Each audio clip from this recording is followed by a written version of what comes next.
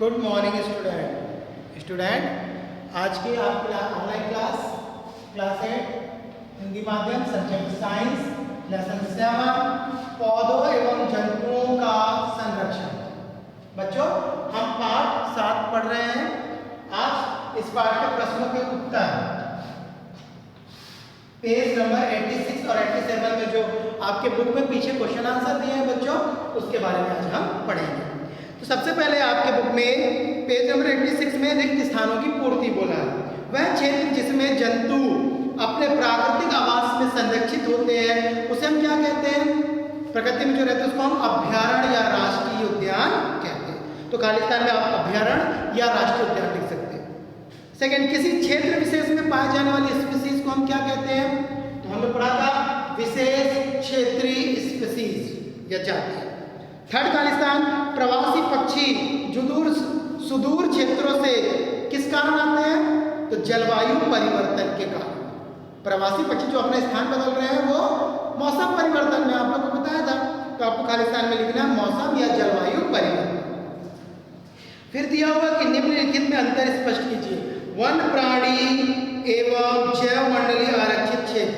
One प्राणी वनों में पाए जाने वाले जंतुओं को हम वन प्राणी कहते हैं, ठीक है। और जैव मंडलीय आरक्षित क्षेत्र जीवमंडल में वह क्षेत्र जैसे कि अभ्यारण्य, राष्ट्रीय पार्क जिसमें हम जीव जंतु को सुरक्षित रखते हैं। चिड़ियाघर और अभ्यारण्य में क्या अंतर है?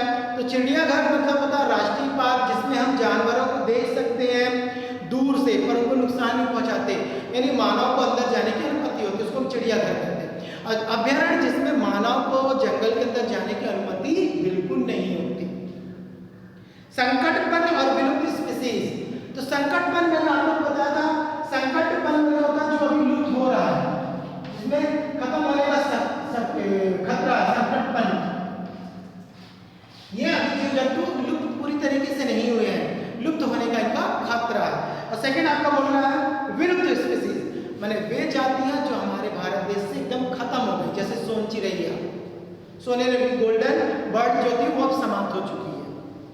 फिर वनस्पति जात, प्राणी जात मैंने आप लोग को पढ़ा दिया है, आप लोग उसी कॉपी से फिर से लिख लेंगे।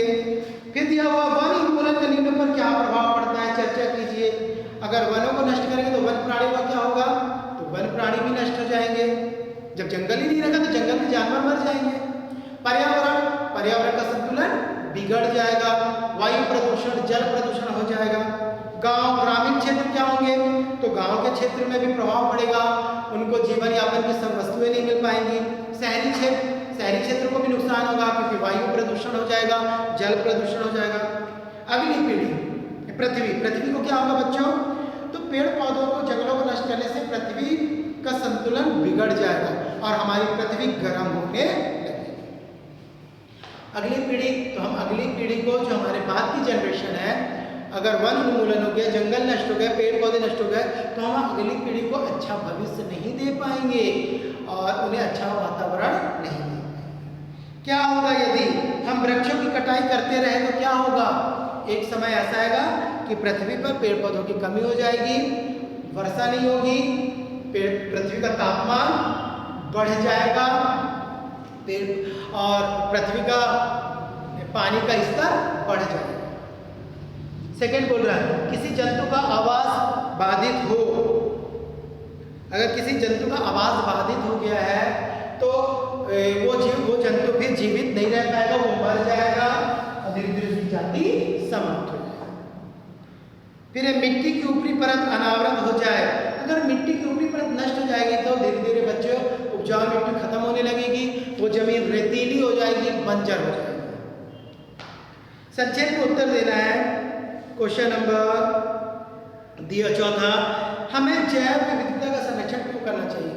यानी हमें पृथ्वी में जीव जंतु पेड़ पौधों का संरक्षण क्यों करना चाहिए? तो मैंने आप लोग को बताया कि पृथ्वी को संतुलित रखने के लिए, वातावरण को स्वच्छ रखने के लिए, उचित वर्षा, उचित तापमान, उचित जल की प्राप्ति करने के लिए हमें पूरे जैव विविधता का, पेड़ पौधों का, जीव जंतुओं का संरक्षण करना बहुत जरूरी है।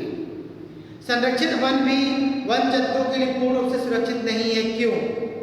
संरक्षित वन भी वन जंतुओं के लिए पूर्ण रूप से सुरक्षित इसलिए नहीं है क्योंकि संरक्षित वनों में वन क्षेत्र कम होता है, जीव जंतुओं को उचित भोजन, उचित पानी, उचित आवास नहीं मिल पाता है।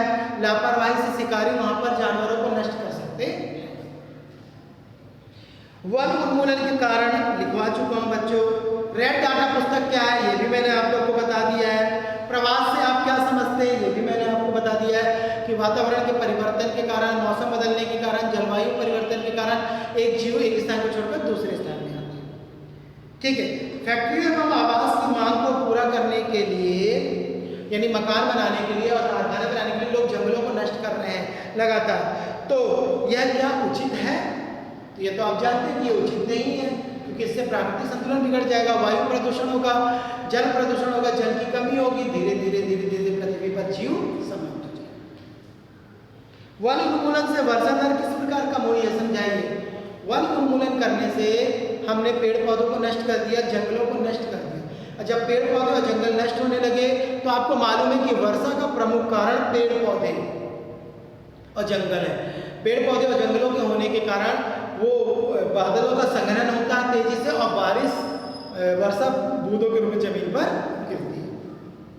तो पेड़ पौधे नहीं होंगे तो वर्षा नहीं होगी।